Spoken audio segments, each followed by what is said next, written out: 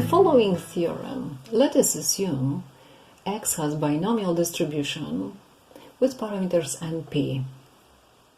Then, based on the random sample from the population, x1, x2, xn, the estimator of p is theta hat equal to k over n, where k denotes the number of successes in those n trials.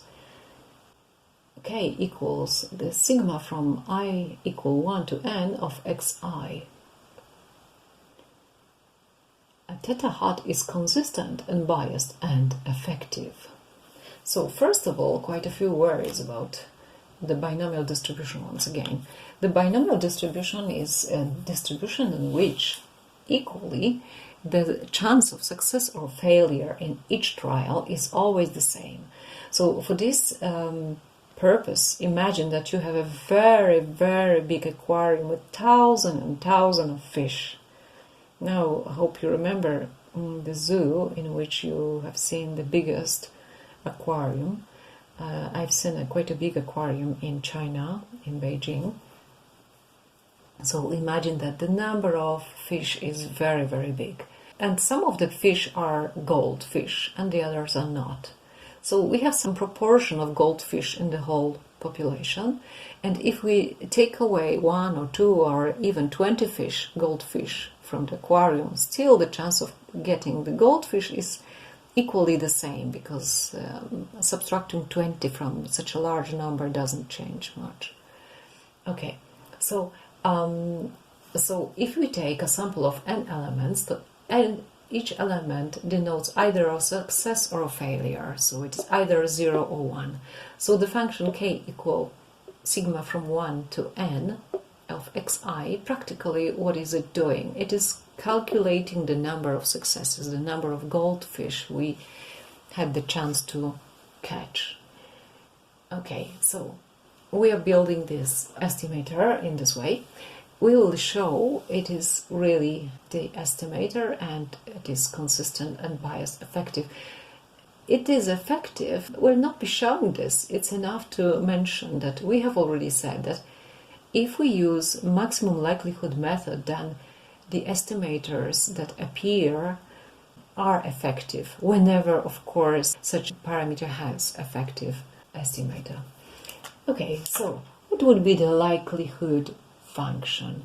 That's very, very obvious in this case. This is L of theta equal probability that x equals k. That's the likelihood function in this case. And you remember that this is n choose k, theta to power k, because we want it to be estimator of p. We don't know p, we should put p here, but it's not theory that we can safely put p, we don't know the p. We shall try to find something which substitutes p, in other words, which estimates p. So we have 1 minus theta here to power n minus k. And we are searching for the maximum of this function. So what's the maximum of function L? The variable is theta. So do you remember how to find derivative of function like x to power n prime? This is n x to power n minus 1. Okay, what else shall we need? We have a variable here and variable here. How do we find derivative of f times g prime? This is f prime g plus f g prime. Okay, so let's go. So dl over d theta is n choose k. This is a constant, there is no theta here.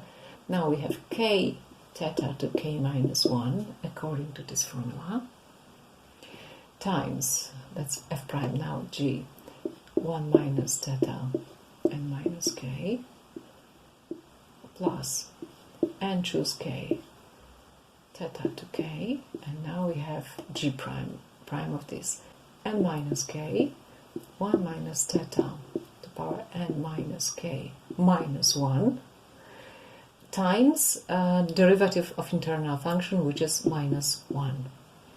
Okay, so dl d theta is what is being repeated in the two terms.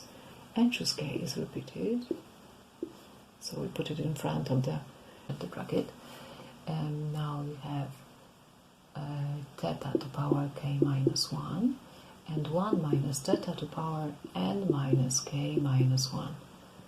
So we open the bracket, what remains? K times 1 minus theta. Then we have minus n minus k times theta. And this is 0. So either this should be 0, but it's unlikely, it's a constant. Either this should be 0, or either this should be 0, or either this should be 0. Well, this is a constant which is not 0. This is theta, which is something between 0 and 1. So it cannot be 0 to power whatever natural power it is. The same holds for this. So this must be 0. So k, 1 minus theta minus n minus k times theta should be 0. Let's multiply. K minus theta k minus n theta plus k theta equals 0. So these two get cancelled. So what do we get? K equals n theta. So it means theta equals k divided by n. So that's the answer. That's the estimator. Okay, let's show it is unbiased.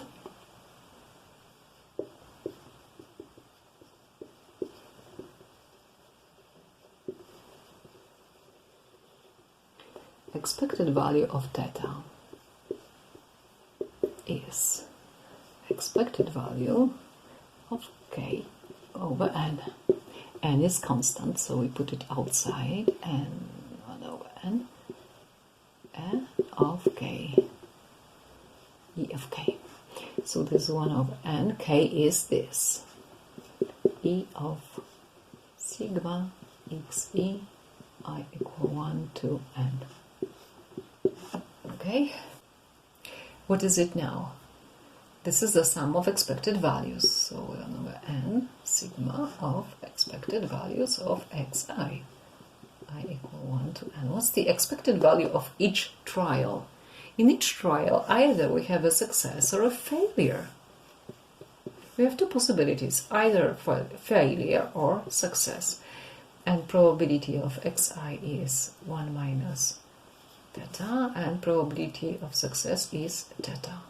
So what is the expected value? This times this is 0, this times this is theta. So expected value in each case is theta. So we have 1 over n sigma of theta, n times theta. So we have n theta over n. So this is equal theta, and we have just shown that expected value equals theta. So this is unbiased estimator.